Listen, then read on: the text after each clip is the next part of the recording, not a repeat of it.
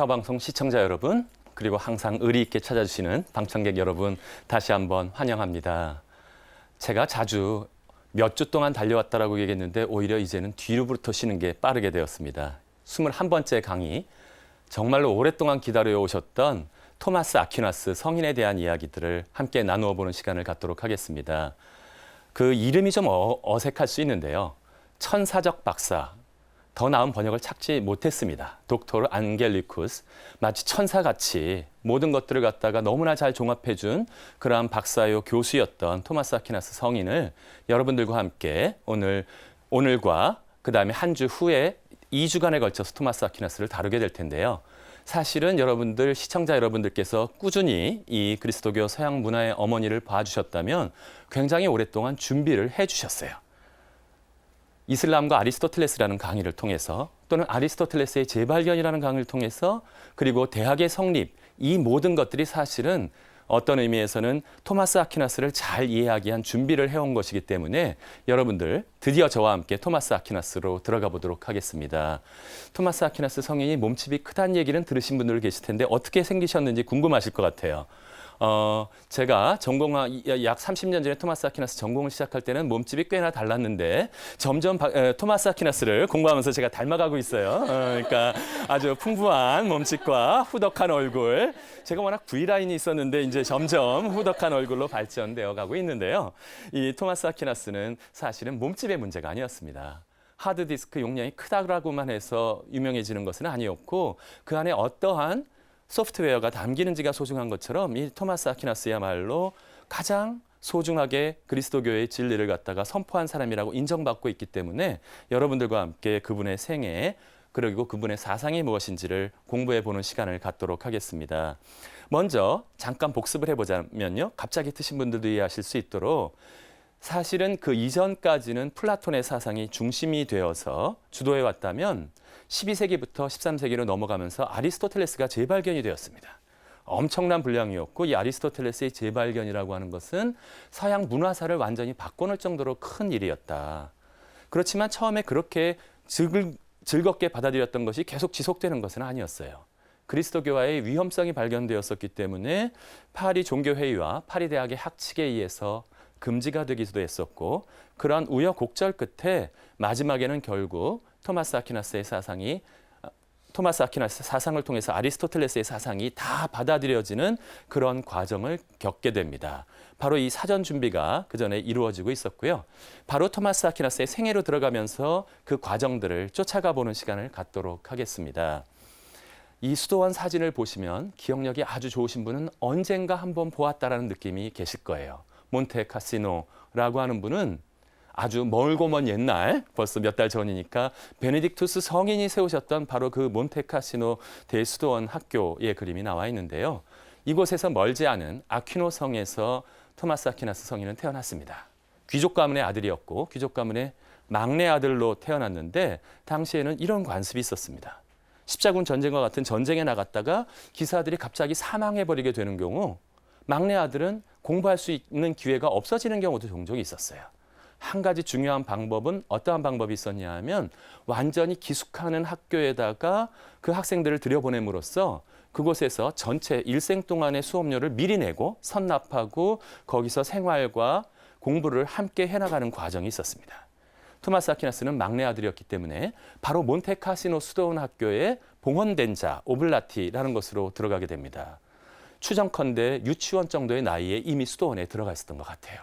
유치원에 들어갈 때 점잖은 토마스 아퀴나스는 아주 몸집이 커다. 이미 그때 들어갈 때부터 몸집이 좀 컸던 것 같아요. 그런데 그래서 다른 애들은 유치원생들 어때요? 막 떠들면서 제잘 그리면서 뛰어다닐 때 토마스 아퀴나스는 나무 그늘 밑에 앉아서 나는 여기 있는 게 더 좋아. 책 읽는 게 좋아. 이러고 있었어요. 잘 먹고 이러면 어떻게 돼요?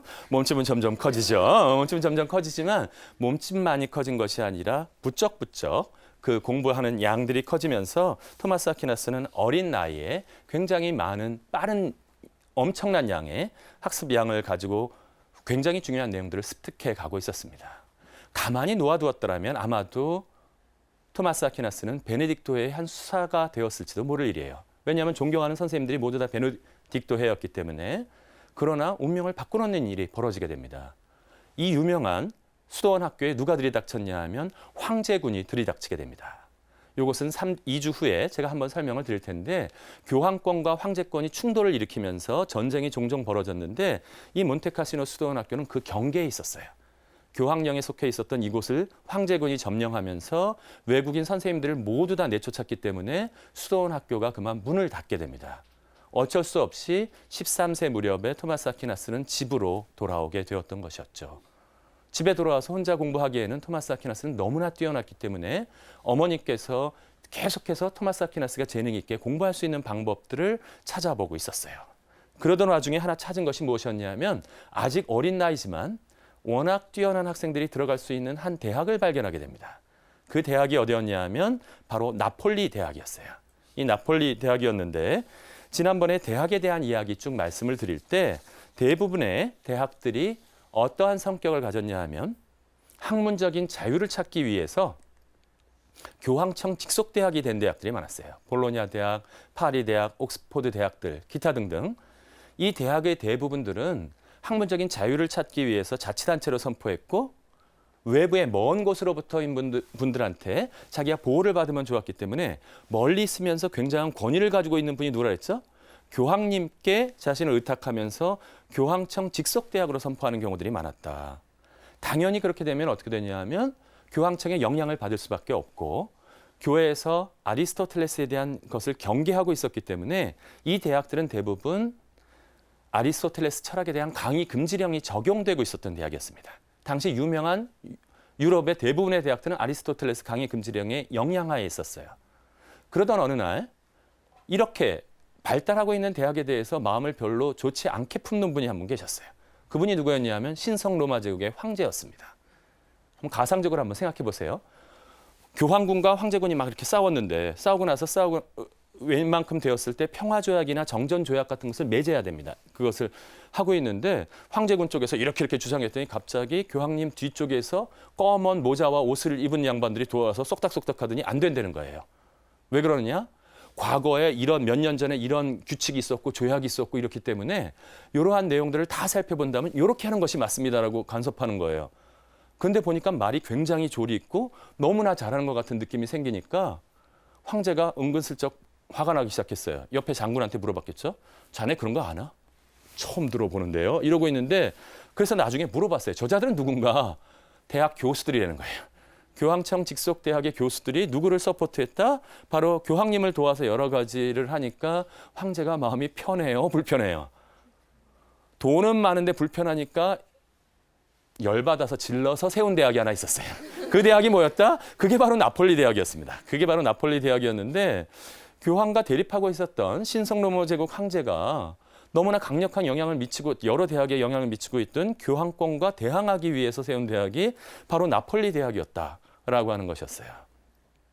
대학을 이렇게 딱 나폴리 대학을 세워놓고 나서 보니까 자기네들의 뭔가 독특함을 강조해야 되는데 독특함이 잘 발견되지 않았어요. 연구하던 끝에 사람들한테 물어보니까 교황청 대학에서 가르치지 말라고 하는 철학자가 누구냐? 누구였겠어요? 아리스토텔레스가 강의 금지령이라 그랬더니 황제는 소위 요즘에 대학 특성화 이런 것이 있었는데 특성화에 대한 방안이 떠오른 거예요. 자, 지금부터 우리는 뭐를 특성화한다? 아리스토텔레스를 특성화한다. 요즘에 가끔 대학 총장님들이 나와서 광고하시는 경우가 있어요. 여기선 총장은 아니지만 황제가 이렇게 선전했을지도 모를 일이죠. 요즘 같은 시대라면 아리스토텔레스가 궁금하십니까? 최고 지성의 화신 아리스토텔레스. 이 아리스토텔레스를 배우시는데 교황청 직속 대학에서 어려움이 계십니까? 모두 다 나폴리 대학으로 오십시오. 뭐 이렇게 나간 거예요. 대성공을 거두었어요. 아리스토텔레스를 마음껏 공부하고 싶었던 사람들은 어디로 몰려들었다? 나폴리 대학으로 몰려들어오기 시작했고 사실은 나폴리 대학은 아리스토텔레스를 연구하기에 가장 최적의 조건에 있었습니다. 왜 그랬는지 언젠가 보여드렸던 지도를 한번 보시면 잘 아실 거예요. 아리스토텔레스의 재발견이 이루어지면서 가장 활발하게 아리스토텔레스의 책들이 라틴어로 번역된 두 지역이 있었는데 한 곳은 바로 스페인이었어요. 다시 재정복, 그리스도교 재정복에 의해서 그리스도교로 돌아온 것에서 번역이 되었고 또 다른 한 곳은 어디였다? 이태리 남부와 시칠리 지역이 바로 가장 열심히 아리스토텔레스를 번역하던 곳이었습니다. 나폴리 대학은 바로 그 끝에 있었어요. 이 지역의 가장 북쪽에 있었기 때문에 거의 번역되는 족족 어디로 들어왔다? 어디로 들어왔다? 나폴리 대학에 들어와서 최신의 아리스토텔레스 서적들을 가장 손쉽게 구하고 가장 열렬히 연구할 수 있는 그런 위치에 들어가게 되었습니다. 그런데 바로 이곳에 토마스 아퀴나스가 보내졌습니다. 우리 시청자 여러분들께 한번 퀴즈를 드리고 싶은데 도대체 그 수도원에서 열심히 공부하고 있었던 토마스 아퀴나스가 왜 나폴리 대학에 들어가게 되었을까요? 다른 대학에 교황청 직속 대학이 그렇게 많은데 참 불가사의하죠? 방청객 여러분들 혹시 아시나요? 이거는 넌센스 퀴즈였는데 집이 가까워서 그랬어요. 그냥 여러 가지 심각하게 생각하셨는데 단순하게 그냥 집이 가까워서 가장 가까운 곳에 이 아직 사춘기도 들어가지 않은 이 토마스 아퀴나스를 멀리 보내기 싫은 엄마의 애정으로 가까운 나폴리 대학에 보내놓게 되었다. 그랬는데 그곳에서 당연히 무엇을 많이 공부했겠어요? 다른 곳에 금지령이 있을 때 토마스 아퀴나스는 어린 나이에 벌써 아리스토텔레스를 열심히 공부하게 됩니다. 머리 좋은 토마스 아퀴나스는 부쩍 아리스토텔레스를 알고 있을 때 더 중요한 만남이 이곳에서 나폴리에서 이루어지게 됩니다. 나폴리 대학 가려고 토마스 아퀴나스는 열심히 가고 있는데 길거리에서 이상한 사람들이 모여 있는 것을 봤어요. 아저씨들이 또 뱀 장사한테 모여 있나 보다. 나는 뱀 장사 관심 없어. 지나가는데 이상한 소리가 들리는 거예요. 마음이 가난한 사람들은 행복하다. 별 이상한 뱀 장사 아저씨도 다 봤네. 이런 걸로도 뱀 파나? 라고 바라보는데 그 다음에 쫙 설교를 하는데 나폴리 대학에서 듣는 강의 수준의 것을 길거리에서 어떤 분이 설교를 하고 계신 분이 계셨다라고 하는 것이었습니다. 깜짝 놀랐어요. 다가가 보니까 아주 소박한 수도복을 입고 있는 분이 쫙 강론을 하고 있는데 정말 놀라울 정도로 대학 강의실에 모셔다 놓아도 전혀 손색이 없을 정도의 뛰어난 설교가 이루어지는 것을 바라보게 됩니다. 거의 마치 빨려 들어가듯이 토마스 아퀴나스는 이분들을 쫓아갔고 그곳에 같이 하얀 옷과 검은 망토를 걸친 분들이 함께 공부하고 기도하는 모습들을 발견하게 됩니다. 무슨 회였을까요? 벌써 추정하시는 분이 계실 텐데 파워포인트를 같이 봐주시면 도미니코 회의 수사들이 바로 나폴리 대학에서 공동체를 건설하고 있었던 시기였습니다. 이곳에 들어가서 그들은 설교를 특수 사명으로 가지고 있었기 때문에 바로 설교와 교육을 위한 교육을 철저하게 받아서 설교나 교육 모든 측면에서 매우 뛰어난 성과를 보이고 있었어요. 토마스 아퀴나스는 매료되었고 처음엔 관심을 보이지 않았지만 몇 번 말을 걸어보게 되자 처음에는 이 가난한 것과는 토마스 아퀴나스의 탁발 수도의 외모와는 전혀 안 어울려요. 전혀 일주일을 단식해도 빠져들 것 같지 않은 원만한 턱과 몸매를 지니고 있었기 때문에 그랬지만 몸매와는 달리 얼마나 진지한지를 그 선배 수사들이 발견했고 그를 받아들여주게 됩니다. 이러한 과정 속에서 토마스 아퀴나스가 도미니코 회의 일원으로서 열심히 기도하고 있을 때 아주 중요한 변화가 한번 나타나게 됩니다. 그 중요한 변화는 어디에서 통해서 나타났냐면 2대 도미니코의 총장님께서 이곳을 찾아오셨어요. 나폴리를 찾아와서 다 개별적으로 수사들을 면담하는데 그 면담하던 수사들 중에 한 수사가 젊은 수사가 너무 눈에 띈 거예요. 물어볼 때마다 막힘이 없고 열정적이고 순수함이 느껴져서 이 도미니코의 총장님은 걱정이 되었습니다. 이 친구가 나폴리 대학에서 아리스토텔레스만을 다 배우게 된다면 이 사람은 아리스토텔레스주의자는 될지 모르지만 진정한 의미에서 그리스도인이 되는 데는 좀 부족하다는 생각을 하게 되었어요. 그래서 무슨 생각을 했느냐? 당시에 도미니코의 최고 스승들은 다 어디에 모여 있었냐 하면 파리 대학에 모여 있었습니다. 결정을 내려서 이 수사를 파리 대학으로 유학을 보내라 라는 명령을 내리게 됩니다. 토마스 아퀴나스는 순명했고 그것을 명령을 들으면서 떠나려고 그러는데 마음에 걸리는 분이 한 분 계셨어요. 사실은 도미니코 회에 들어가면서 어머니께도 말씀을 안 드렸어요. 어머님이 명품을 좀 좋아하셨거든요. 그러면서 수도원에는 반대하지 않았지만 봉헌된 자로 보냈으니까 자기의 작은 아버지가 대수도원의 수도원 원장이었는데 적어도 그 정도 수도원이 유명한 아주 부유한 수도원 원장이 되는 건 반대하지 않았지만 제가 우아하게 말하는 탁발 수도회를 쉽게 바꾸면 뭐라 했어요? 거지 수도회예요. 아직 검증도 되지 않은 거지 수도회에 집어넣을 생각은 전혀 없다는 것을 알고 있었기 때문에 토마스 아퀴나스는 어머니께 말씀도 드리지 않았었습니다. 그런데 어떻게 해요? 이역만리 파리로 가는데 아무리 그래도 말씀을 안 드릴 수는 없잖아요. 토마스 아퀴나스는 아우구스티누스가 아니었어요. 아우구스티누스는 어떻게 했어요? 어머니 어디다 던져놓고 자기 혼자 막 하는데 이 토마스 아퀴나스는 그래도 효심이 가득했기 때문에 어머니께 편지를 쓰게 됩니다. 자신의 결심과 함께 반드시 이것을 받아주시기를 청하면서 하지만 어머님의 고집도 토마스 아퀴나스를 능가했어요. 이 편지를 받자마자 어머니는 대노하면서 누구의 허락도 없이 엄마의 허락도 없이 감히 도미니코회를 들어가 형들을 다 소집했습니다. 형들이 다 뭐였어요? 기사였어요. 기사. 역전의 노장 기사들을 다 모아서 당장 니네 막내 동생 토마스를 잡아와 라고 명령을 내렸기 때문에 당시 수사들은 말을 타지 않고 보통 때는 걸어 다녔어요. 전 유럽을.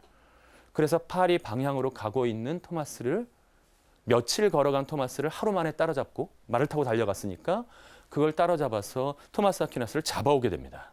토마스 아퀴나스는 저항했죠. 몸집이 컸기 때문에 안 돼, 형 나 빨리 가야 돼, 바둥바둥 하면서 이가 있기 때문에 아무리 전쟁을 잘했던 형이지만 토마스 아퀴나스를 바로 집에까지 끌고 오지 못했어요. 간신히 자기의 영지 안에 들어와서 그 탑안에다가 자기 소속에 되는 탑안에다 가두고 그것을 바라보고 있을 때 그만 토마스 아퀴나스는 절대로 포기하지 않게 됩니다. 토마스를 꼬셨죠, 형들이. 토마스, 내가 너 파리 안 가면 맛있는 거 많이 사줄게. 뭐? 통닭 사줄게. 매일같이. 치맥 매일같이 사줄게. 치맥? 파리 가야 돼. 이게 먹혔던 게 안 먹히는 거예요. 뭐를 해도 안 먹히는 거야. 먹을 거 이런 거 다 안 먹혀서 갈등을 느끼고 있을 때 토마스 아퀴나스 설득시키기 위한 묘안이 부하들에게 떠올랐습니다. 대장님, 그래가지고는 안 될 것 같습니다. 저희한테 맡겨주십시오. 토마스가 조용히 성서를 읽으면서 침잠에 빠져 있을 때 저녁 시간에 문이 열리면서 삐긋 하면서 아주 너무나 향기로운 냄새와 함께 아리따운 여인이 하나 들어오게 됩니다. 점잖게 그려놨지만 아마 시스르 룩을 걸친 아주 매혹적인 한 여인이 이곳에 들어오는데 토마스 아퀴나스는 그만 굉장히 중요한 착각을 하게 됩니다. 전에 성인전을 읽어보니까 중요한 결단을 내릴 때마다 누가 나타나서 그것을 방해하게 되어 있다. 악마가 나타난다는 이야기를 읽은 적이 있었어요. 이 여인을 바라보면서 바로 뭐라 그랬다? 콧소리를 냈을 때 토마스 이러는 여인이 악마의 목소리처럼 들렸어요. 옆에 있던 횃불을 들고 그 여인을 지금 내쫓고 있는 장면인데 덮치는 장면이 아니에요. 오해하시면 안 되는데 횃불을 들고 이 여인들을 내쫓는데 성인전에 의하면 이렇게 나와 있습니다. 그 이전에도 그 이후에도 그렇게 빨리 움직이는 토마스 아퀴나스를 본 적은 없었다.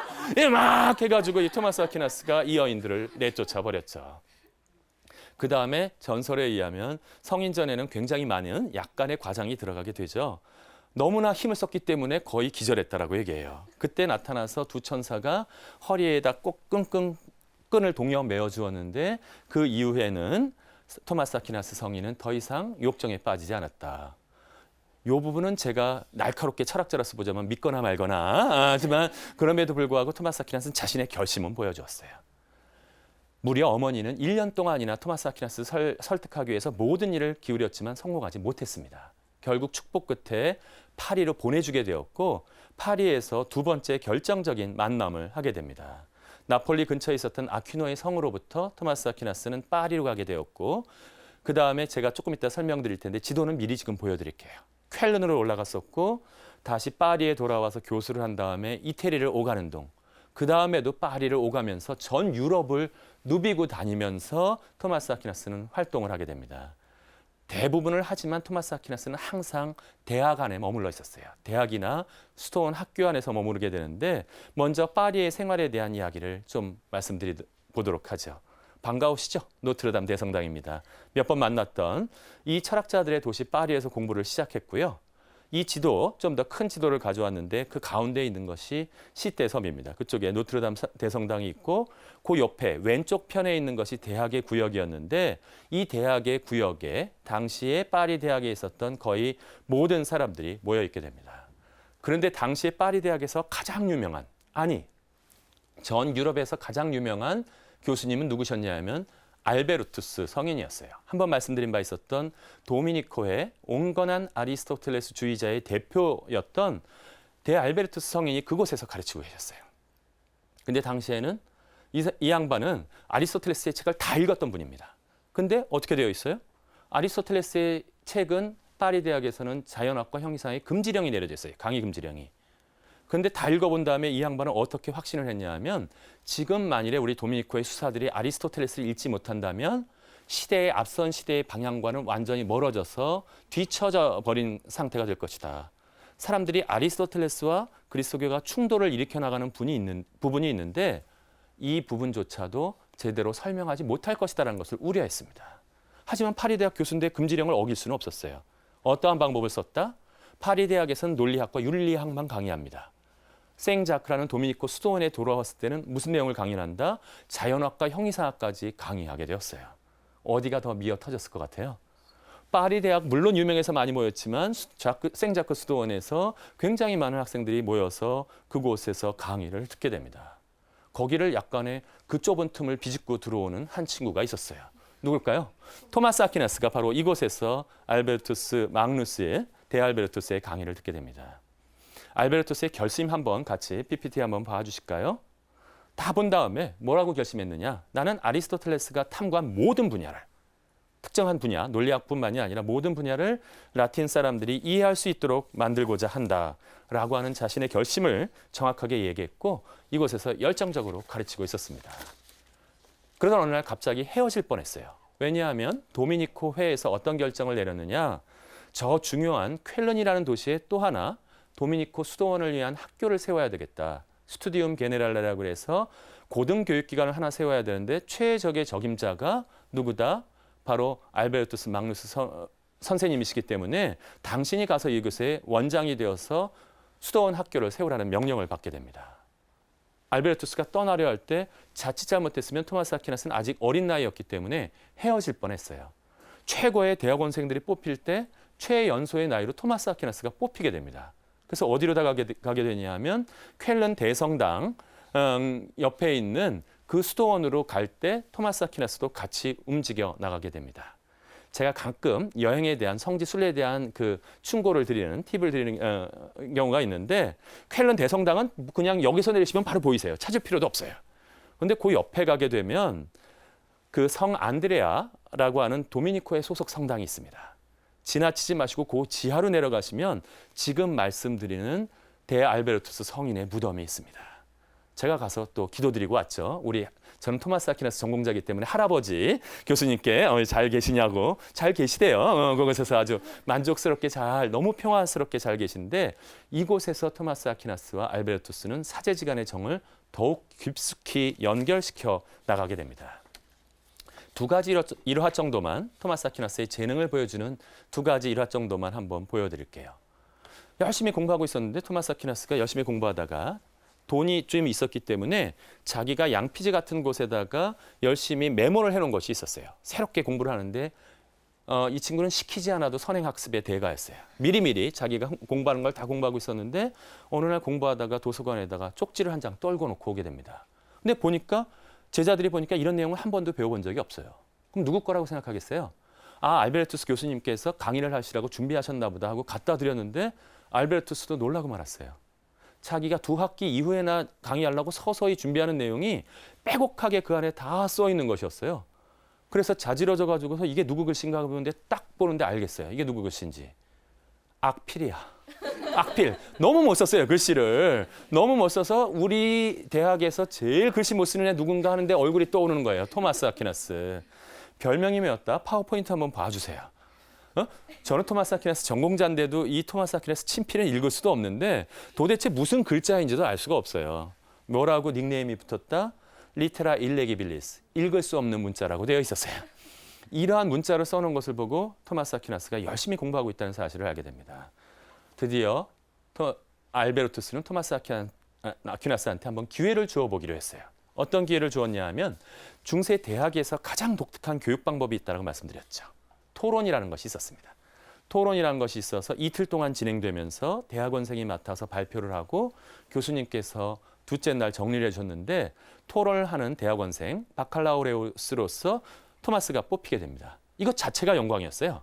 대단한 영광이어서 토마스는 철저히 준비했고 드디어 토론의 날에 들어가서 발표를 시작하게 됩니다. 먼저 교수님들이 물어보시는데 보통은 얼굴이 뻘뻘하면서 땀을 흘려야 되는데 토마스 아퀴나스는 그 몸집으로 날카로운 질문의 화살을 다 받아냈어요. 네, 선생님, 이거는 그렇게 생각합니다. 열심히 답변하고 있는데 계속 답변하는데 갑자기 알베르투스의 성인이 표정이 좀 굳었어요. 굳더니 토마스, 자네 오늘의 역할이 무엇인가? 라고 질문했을 때 토마스가 다른 건 다 대답을 잘했는데 이 질문의 뜻을 발견을 못했어요. 네? 무슨 말씀이십니까? 오늘의 역할이 뭐냐고. 토론자 바칼라우레우스 대학원생입니다. 라고 얘기했더니 알베르투스 교수님께서 뭐라 했냐면 그런데 왜 교수같이 답변하나? 이게 뭐였냐면 대학원생인데 당황하고 이게 자기가 아는 내용까지만 대답해야 되는데 아는 내용이 너무 많으니까 교수처럼 다 답변을 해버린 거예요. 이튿날 할 게 없을 정도로. 그러니까 야단치면서 뭐까지 당했다? 나가 있어! 까지 당했어요. 그리고 나서 알베르투스 성인께서 뭐라고 했냐면 더 표정이 굳었어요. 짝 선배들을 바라보면서 자네들은 몇 년씩이나 더 공부를 했는데 어찌 저렇게 답변을 하지 못한단 말인가? 라면서 야단을 치면서 한마디 하셨어요. 별명이 뭐였냐면 토마스 아퀴나스가 몸집이 크고 조용해서 저 벙어리 황소라 그랬는데 저 벙어리 황소가 입을 여는 순간 온 세상은 다 깜짝 놀라고 말 것이다라는 예언을 하게 됩니다. 그 예언이 실현되는 데는 오래 걸리지 않았어요. 파리 대학으로부터 편지가 한 장이 왔는데 어떤 편지가 왔냐 하면 파리 대학의 교수 자리가 신학대학 교수 자리가 비어 있는데 가장 훌륭한 대학원생들은 다 알베르투스 선생님 밑에 있으니까 교수 후보생을 하나 보내주십시오. 알베르투스는 심사숙고 끝에 선배들이 있었음에도 불구하고 토마스 아퀴나스를 지명하게 됩니다. 거꾸로였어요. 그러면 요즘 같으면 교수님이 추천서 써주면 감사합니다라고 나가야 되는데 토마스 아퀴나스의 반응은 완전히 반대였어요. 남들이 보면 이수일과 심순애 찍는 줄 알았어요. 이수일과 심순애 뭔지 우리 나이 드신 분은 다 아시죠? 그러니까 토마스 아퀴나스가 알베르투스 성인의 바지를 붙잡고 안 됩니다. 선생님 저는 배울 게 더 많아요. 그러면 알베르투스 성인이 이 더러운 손을 놔라 뭐 이러면서 이러한 해프닝이 벌어지고 있었어요. 토마스 아퀴나스가 계속 부탁해도 안 되니까 자기 나름대로 별명을 한 명 되었죠. 제가 몸집이 커서 교수님 모르셨죠? 선은 법정 연령보다 두 살이나 어리거든요. 사실은 토마스 아퀴나스는 교수의 법정 연령이 안 돼 있었어요.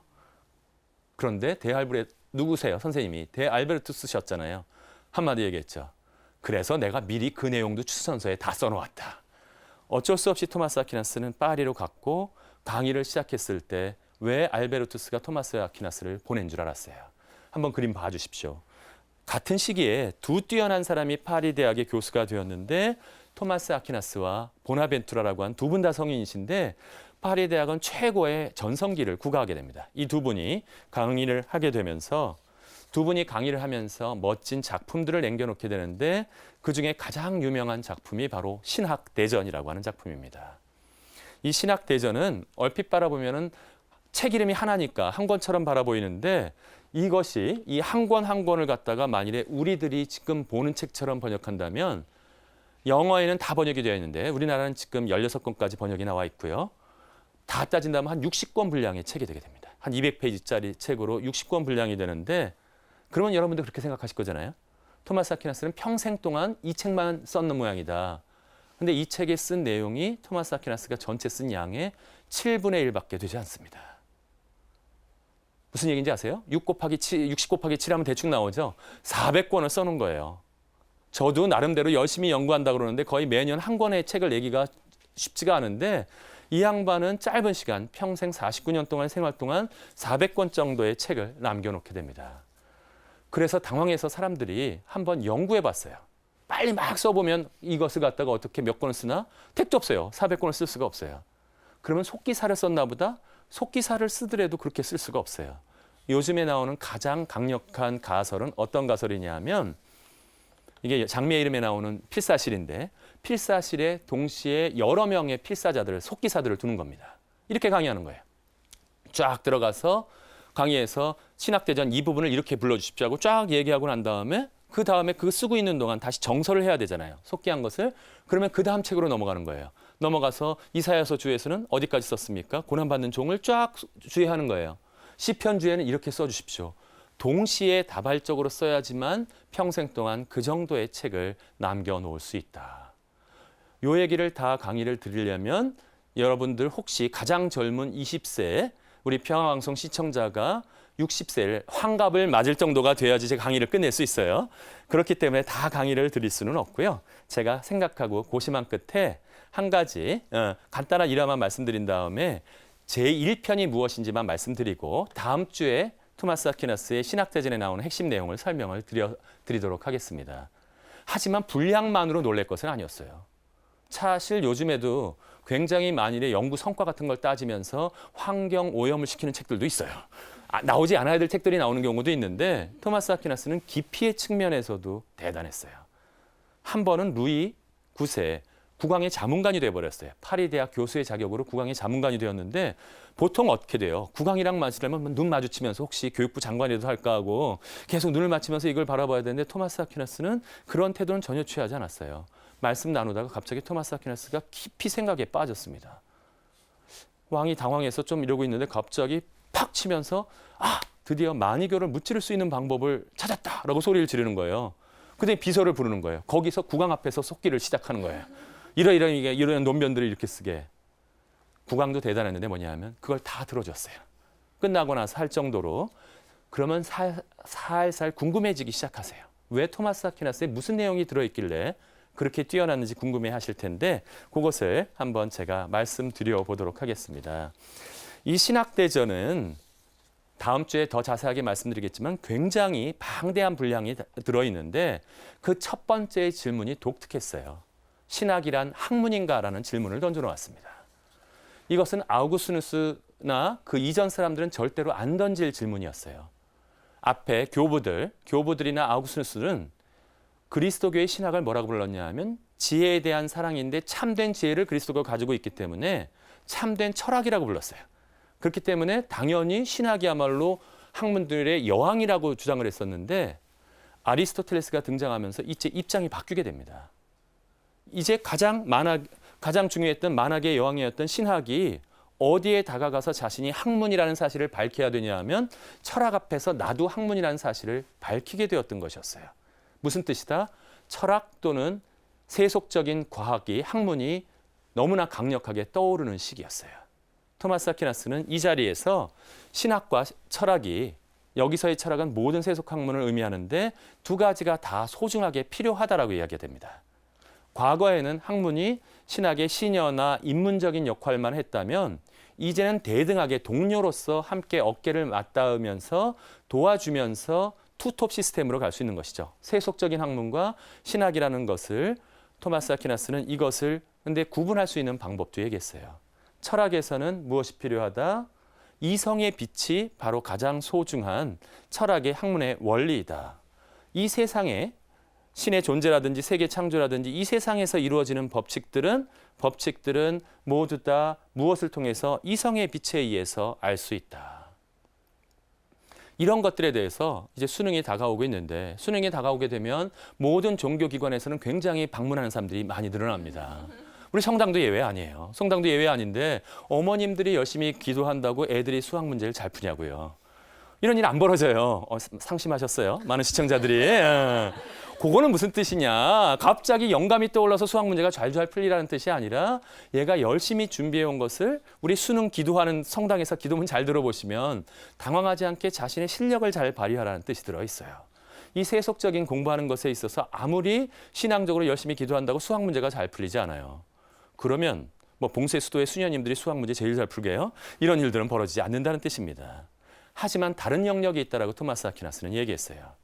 은총의 빛에 의존하는 영역이 있는데 예를 들면 삼위일체설이라든지 토마스 아퀴나스뿐만이 아니라 아우구스누스도 삼위일체론이라는 책을 쓸 때 가장 뛰어난 그리스도교 최고의 스승도 쩔쩔매면서 고생하셨습니다. 신앙을 이성을 통해서 삼위일체를 발견해낸 것이 아니라 계시를 통해서 받은 것을 이성적으로 설명하려고 노력했던 것이 바로 이러한 아우구스누스였기 때문에 삼위일체설과 같은 것은 토마스 아퀴나스가 바라볼 때는 인간의 이성을 넘어서는 것이다 라고 강조하게 됩니다. 또한 제가 맨 처음에 강의를 시작할 때 이것이 걸림돌이 되는 것이 있다라고 말씀을 드렸어요. 만이교도들이라든지 영지주의자들이 굉장히 받아들이기 힘든 교리가 하나 있었습니다. 기억나시는 분 계신가요? 육화사건. 개신교 형제들이 부르는 성육신이라고 하는 사건은 종종 물질이 악이라고 생각하는 사람들은 도대체 이성으로 이해할 수가 없어요. 그래서 가짜로 예수님이 인간이 되셨느니 이런 것들을 내놓았는데 육화사건이라든지 육체의 부활이라든지 최후 심판과 같은 것은 토마스 아퀴나스는 뭐라고 얘기했다? 이성적인 것에 의해서 논증될 수 있는 것이 아니다 라는 것을 강조하게 됩니다. 그래서 토마스 아퀴나스는 이제 먼저 강하게 일단 구별을 했어요. 철학이나 세속 학문에 대한 영역은 무슨 빛에 의존해서 탐구를 하게 된다? 이성의 빛에 의존해서 탐구를 하게 된다. 제가 그래서 일반 대학에서 강의할 때는 종교나 이런 거 하나도 중요하지 않습니다.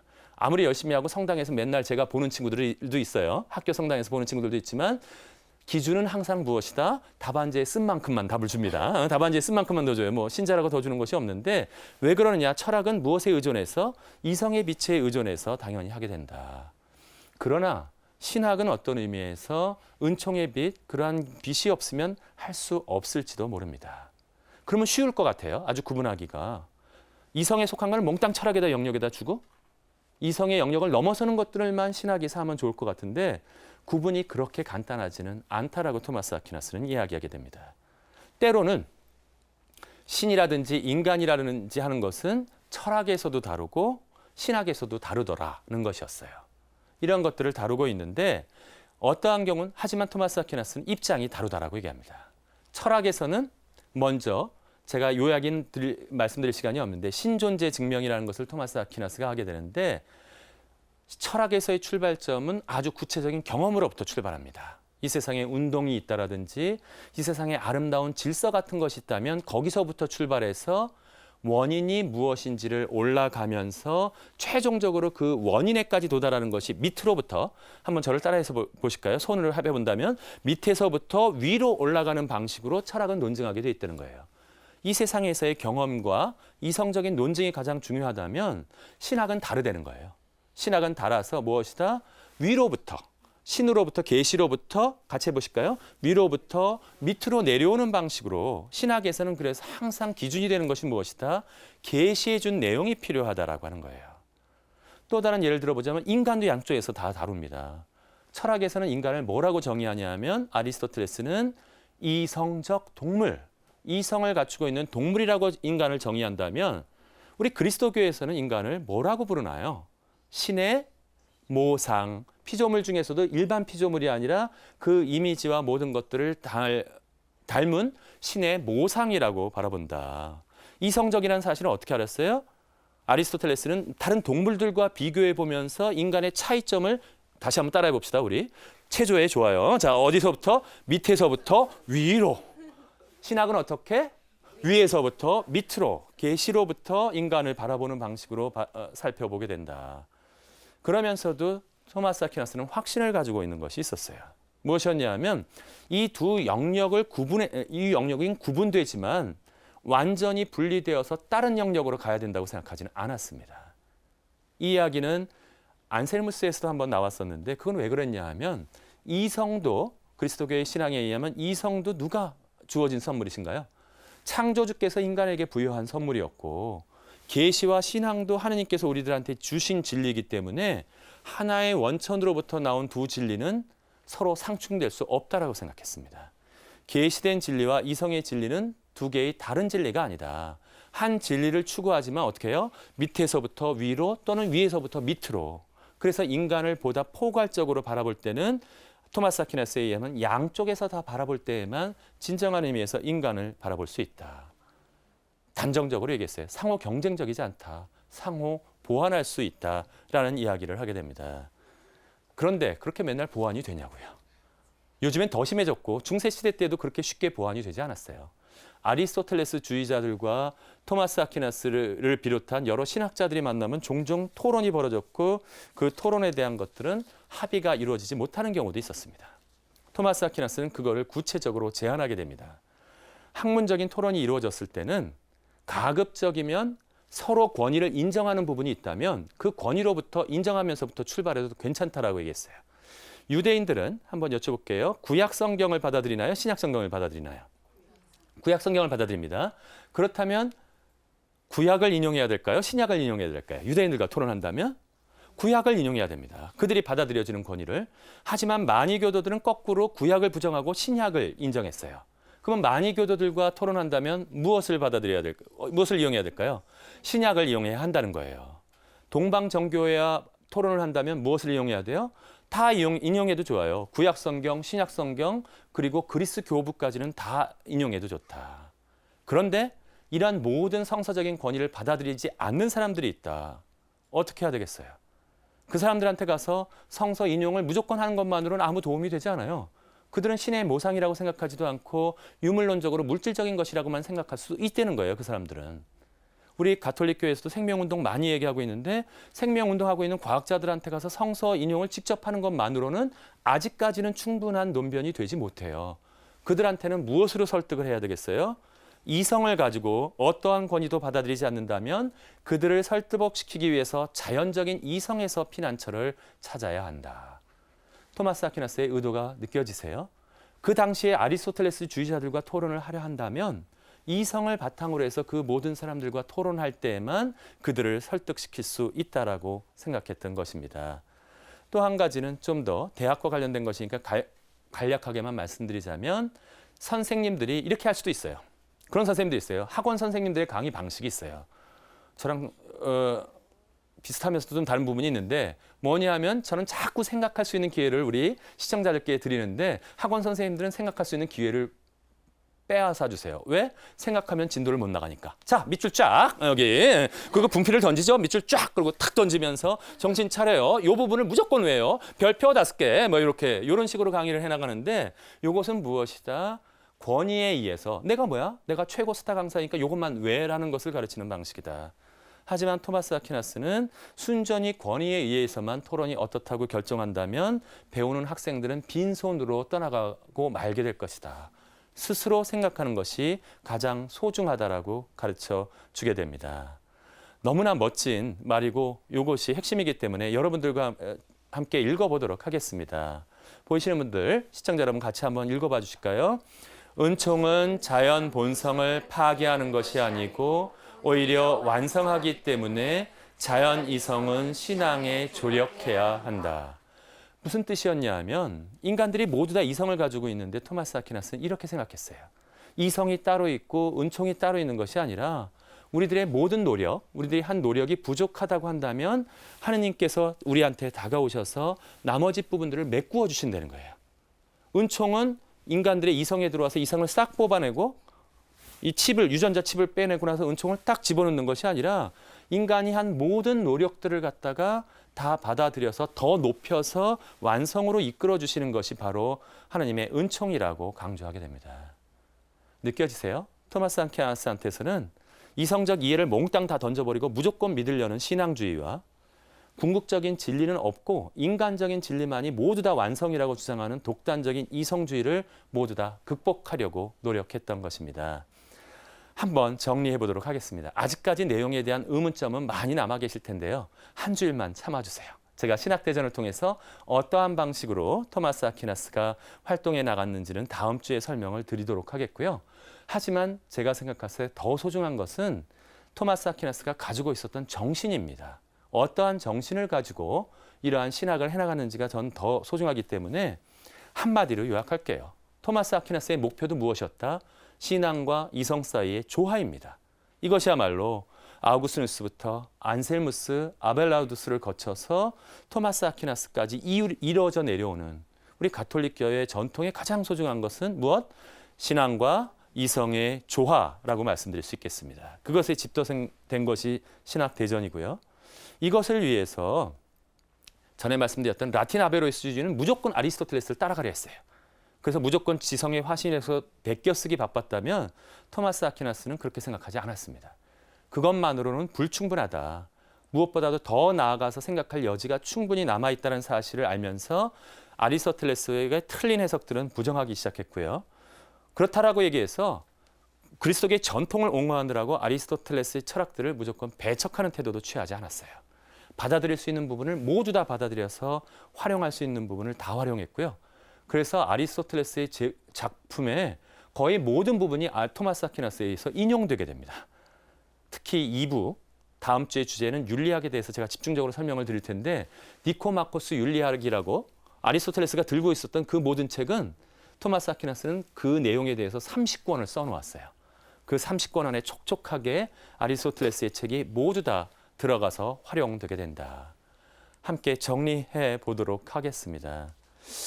토마스 아퀴나스, 아까 그 내용이 너무 길어서 제가 좀 줄였어요. 여러분들 그리고 제가 라틴어로 한번 읽어드릴게요. 왜냐? 왜 라틴어를 읽냐? 조금 있어 보이려고. 오늘 곳곳에서 이것을 쓰고 있는데 제가 한번 라틴어 읽겠습니다. Gracia non tollit naturam sed perfecit. 은총은 자연을 파괴하는 것이 아니라 완성한다. 한번 같이 읽어주시겠습니까? 큰 소리로. 은총은 자연을 파괴하는 것이 아니라 완성한다. 모토는 다 똑같아요. 아우구스누스는 심플라톤주의를 이용해서 신앙과 이성의 조화를 꿈꿨고 안셀무스는 새롭게 등장한 변증법, 변증론, 논리학과 문법학을 가지고 신앙과 이성의 조화를 꿈꿨고 이제 토마스 아퀴나스는 훨씬 더 방대해진 아리스토텔레스의 철학을 가지고 신앙과 이성의 조화를 꿈꾸게 됩니다. 왜 천사적 박사라고 불리시는지 살짝 맛은 보셨을 거예요. 다음 주에 윤리학에 대한 강의를 듣고 나면 조금 기분이 나빠지시는 분도 계실 거예요. 어떻게 하느님은 저분한테는 저런 은총을 주고 나한테는 요만큼만 주셨을까? 이런 느낌이 들기는 하지만 정말로 천사적 박사라고 불릴 수 있는 분이다라는 것은 다음 주에 밝혀보도록 하겠습니다. 어떤 모범이 되실 수 있는 부분이었냐면 라틴 아베로이스주의자들처럼 사대적이지도 않고 그 다음에 극단적인 보수적인 아우구스티누스 주의자들처럼 배타적이지도 않고 균형 잡힌 길을 찾아가고자 했던 문화 수용의 모범이 되고 있습니다. 이러한 태도는 꼭 신학에서뿐만이 아니라 우리 한국인들이 서구의 문화를 받아들이거나 할 때 무비판적으로 사대주의적으로 무조건 따르는 것, 좋거나 나쁘거나 따르는 것도 아니고 우리의 정체성을 잃어버릴 정도로 그것을 잃어버린 것도 아니기 때문에 배타적이지도 않고 사대적이지도 않은 균형 잡힌 문화 수용의 모범이야말로 누구다? 천사적 박사 토마스 아퀴나스였다라고 말씀드리고 싶습니다. 제가 토마스 아퀴나스 전공자이기 때문에 조금 딱딱해졌는데도 불구하고 끝까지 들어주신 시청자 여러분 그리고 방청객 여러분 다시 한번 감사드립니다. 다음 주에 뵙겠습니다. 감사합니다. 아퀴나스 전공자이기 때문에 너무 어렵게 말씀드린 거 용서해 주시고요. 오늘은 제가 용서를 청하면서 다음 시간부터는 이제 4번밖에 남지 않았기 때문에 서서히 정리하도록 하겠습니다. 오늘 못 보여드린 다양한 사진들을 로마네스크 양식과 고딕 양식에 대한 이야기를 연결해 가도록 하겠고요. 그 다음번에는 교회와 정치와의 관계가 어떻게 가는 것이 가장 이상적인지에 대한 이야기, 더욱 흥미진진한 이야기 나머지 마지막 시간까지 연결해 볼 테니까 여러분들 함께해 주시기 바랍니다. 감사합니다.